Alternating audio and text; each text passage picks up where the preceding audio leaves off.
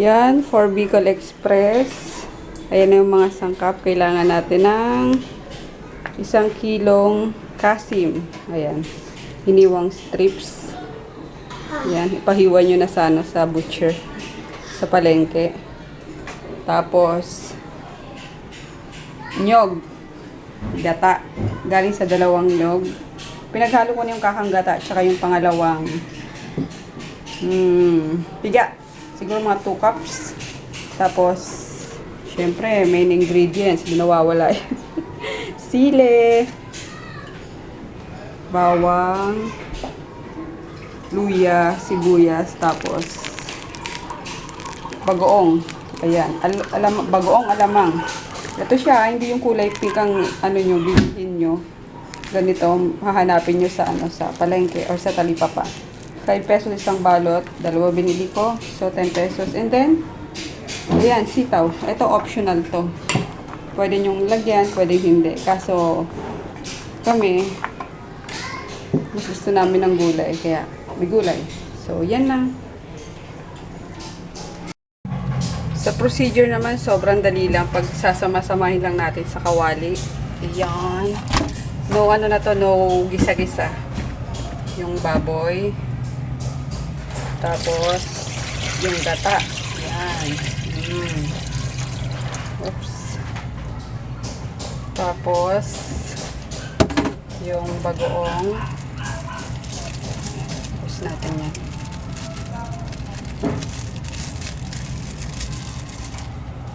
Dalawa. Para mas ginamnam. Hindi na ako maglalagay ng asin kasi maano na eh. Maalat na tong bagoong. Yan. And then, yung bawang, sibuyas, at luya. Yan. Yung luya pala inano ko. Pinitpit ko. Yan. Para lumabas yung katas niya.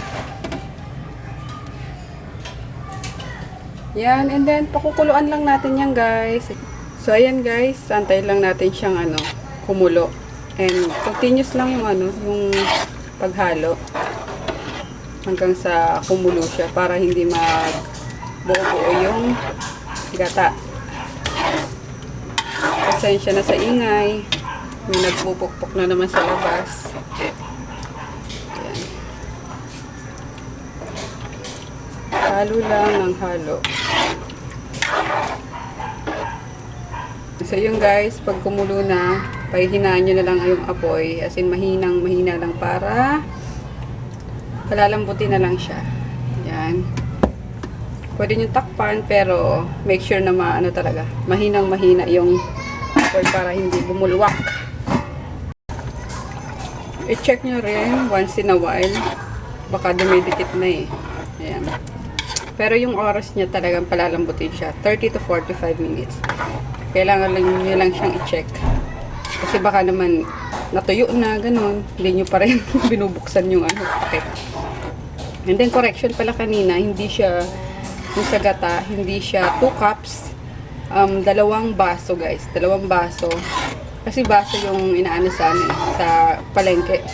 So, approximately, yung pangalawang gata niya is 4 cups. Yung sa cups talaga na pang-bake. 2 baso. Kaya, yun. Plus yung kakanggata niya. Ayun, ang makukuha nyo dun sa 2 nyog. Yun ang kailangan niya. Okay, after 30 to 45 minutes, basta na ganyan na yung niya, yung gata niya, parang kumunti na. Ayan. Lambot na yan sigurado ko. Kasi kasing part naman, mabilis lumambot. Ngayon, lalagay na natin yung sitaw.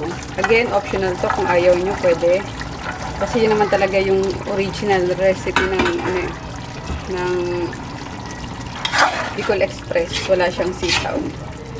Nilagyan ko lang. Ayan.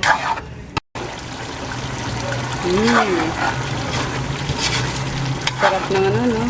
Ang ganda ng tunog ng kulo niya. So, ayan. After 5 minutes, tinakpan ko siya guys. Ng mga 3 minutes or 5 minutes, ganun, lalagay na natin yung sili. Oops, sorry. Yan, then mix lang ulit. Hinaan ko yung apoy. Then cook for another minute and voila! Ayan na siya. Palalabasin lang natin yung anghang nung sili. Kaya mga 1 minuto pa. Then, ayan na siya guys. Luto na. Medyo nagmantika na. Oh, ready to serve.